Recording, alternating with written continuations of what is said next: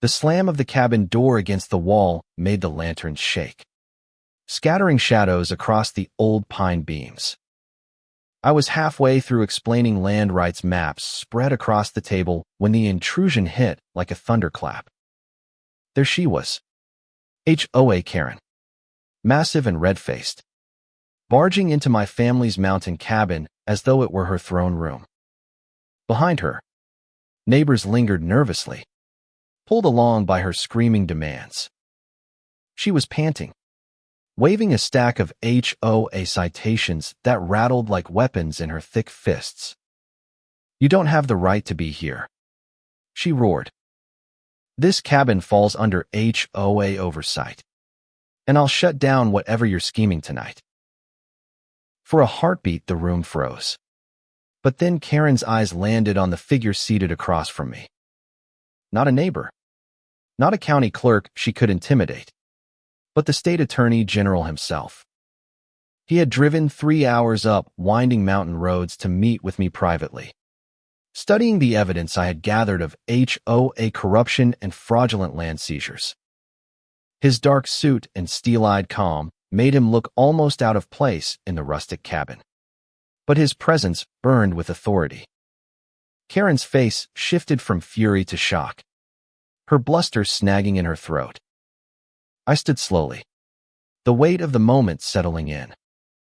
"Karen," I said, my voice tight with the rage I'd bottled for too long. "You just stormed into private property without permission. That's trespassing. And you've just interrupted a legal meeting with the top law enforcement officer in this state." The Attorney General leaned back in his chair, regarding her with the detached curiosity of a man watching someone set themselves on fire. "Is this the woman you mentioned earlier?" he asked me calmly. I nodded once. "The very same." The color drained from her face, but she fought to recover, her voice rising again. "This is nonsense. This is all HOA jurisdiction. I am the president, and no attorney, no sheriff, no outsider tells me what to do with community property." She slammed her citations onto the table, smearing ink across the maps we had been reviewing. "These are violations. Your cabin violates HOA codes. Your land violates HOA codes. And you," she jabbed a finger at the Attorney General, "you have no authority here." The absurdity of it hung in the air, so grotesque and bold that even her own followers gasped in disbelief. I felt my anger turn sharp, almost electric. "Karen," I said, my voice louder now, "this cabin was built by my grandfather before your HOA even existed. It sits on deeded land outside your reach.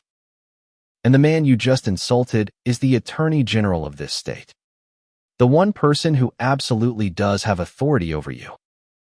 Her eyes flickered, doubt creeping in, but her arrogance was too ingrained to yield. She puffed up, sneering. "Attorneys come and go. HOA is forever. These neighbors need order, and I provide it." The Attorney General finally rose, unfolding his tall frame, his presence commanding the silence. He lifted the stack of citations she had thrown down, glanced at the sloppy signatures, the misspelled statutes, and then looked her dead in the eyes. "These are fraudulent," he said simply. His voice wasn't loud, but it carried the weight of iron. "And you have just walked directly into an active investigation." The room went still. The neighbors at the door shifted, some stepping back, realizing they were watching their self-appointed queen unravel in real time. Karen's face twisted, her bluster breaking into rage. "No. This is my neighborhood. My rules. If you think you can take me down, you'll regret it." She lunged to snatch back the papers, but the Attorney General held them away, his eyes never leaving her. "Ma'am," he said coldly, "you've just confessed, in front of witnesses, to crimes of fraud and abuse of authority. I suggest you stop shouting and start thinking about a lawyer. The twist came then. From the corner of the cabin, where he had been quietly listening, my old friend Daniel, retired federal marshal, stepped into the light. He had come to back me up in case things went sideways. And now his badge gleamed in the lantern glow. "Karen," he said, his voice calm but carrying the snap of command. "You are under federal observation. Every action you've taken has been documented. And you just made the biggest mistake of your life by barging in here tonight." The neighbors gasped, some covering their mouths, others whispering to each other. The myth of Karen's untouchable authority was shattering right before their eyes. Karen faltered, her mouth opening and closing like a fish.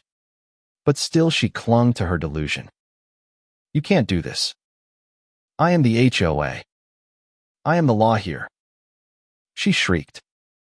But the Attorney General raised a hand, silencing her with nothing more than a look. "No, Karen," he said firmly. "The law is here. And it's not you." The cabin, once echoing with her screeches, now hummed with something different: relief, vindication, the first taste of freedom. And I knew, deep in my chest, that this was only the beginning. Karen's empire was about to fall apart, brick by fraudulent brick. And she had delivered the first blow against herself by barging into my cabin at the worst possible moment. The trial that followed became the most watched case in our county's history.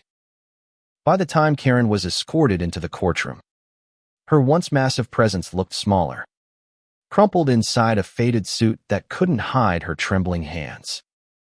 Gone was the smug queen of fines and threats. What sat before the jury was a desperate woman clinging to the last rags of authority. Still, she tried to summon her arrogance, glaring at me from across the aisle as though her stare alone could undo the mountain of evidence stacked against her. The prosecutor started with the trespass at my cabin, replaying the footage captured by my security cameras. The jurors leaned forward as they saw Karen barge through my door, screaming, waving fraudulent citations, and then most damning of all, insulting the state attorney general to his face. Murmurs rippled through the gallery, people shaking their heads in disbelief. But that was only the opening act. One by one, neighbors took the stand, their voices shaking with years of pent-up fear finally released. A widow recounted how Karen threatened foreclosure over a flower bed. A young mother described fines for toys left in her yard. A veteran testified that Karen demanded he remove the flag he had flown since returning from service.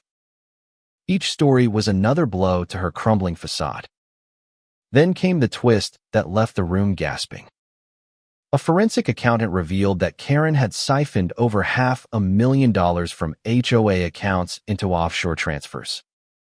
She hadn't just been harassing families, she had been running a financial scheme that lined her pockets while the neighborhood crumbled under neglected maintenance and fabricated fines. Her board members, once her allies, turned against her under oath, describing how she had forced them to sign documents under threats and falsified signatures when they refused. The empire she had built on fear was now exposed as nothing more than theft, fraud, and manipulation. Karen couldn't contain herself. She stood, her voice cracking with rage, screaming at the witnesses. "Liars. Traitors. You'd all be nothing without me. I built this community. I gave you order." The judge's gavel thundered, and deputies stepped forward as she shook with fury. But her words carried no weight anymore. The jury's eyes were cold. The neighbors' eyes were proud. And for the first time, Karen was powerless. The verdict was swift, guilty on multiple counts of fraud, embezzlement, harassment, trespassing, and obstruction of justice. The judge's words cut like a final blade. MS. Karen, authority is not a crown you seize for yourself. Authority is earned by service and responsibility. You failed at both. This court sentences you to 20 years in prison and full restitution to every resident you defrauded. Gasps filled the room, followed by applause that built into a roar. Karen collapsed into her chair, her face pale, her body shaking as the cuffs were placed on her wrists. The queen of control was gone, led away in chains as the people she once terrorized stood tall. The weeks that followed brought a transformation none of us could have imagined. The HOA dissolved overnight, dismantled by court order, its assets liquidated to repay families. In its place rose a volunteer council where every voice mattered, where collaboration replaced control. Children played freely in yards. Families gathered without fear of fines, and laughter returned to streets once silenced by intimidation. My cabin, the very place where Karen had made her last desperate stand, became a symbol of renewal. We held community meetings there, not to impose rules, but to build friendships and plan festivals. One evening, months later, lanterns glowed along the trails as neighbors gathered by the lake for the first official Freedom Festival. Music filled the air. Children's voices rang out like bells, and people who had once lived in silence now danced beneath the stars. The Attorney General himself returned, smiling as he told the crowd, "You didn't just defeat corruption, you rebuilt community." The cheers that followed rolled across the water like thunder, a sound more powerful than any gavel strike. As I stood with my wife and daughter, watching neighbors embrace like family, I realized Karen's downfall had given us more than justice. It had given us back our voices, our courage, and our unity. The cabin lights burned bright against the night, no longer a fortress of fear, but a beacon of hope. So I leave you with this. Was Karen ever truly protecting the community? Or was she only protecting her pride until it consumed her? Do you believe her sentence was enough? Or should people who abuse power so recklessly face even harsher justice?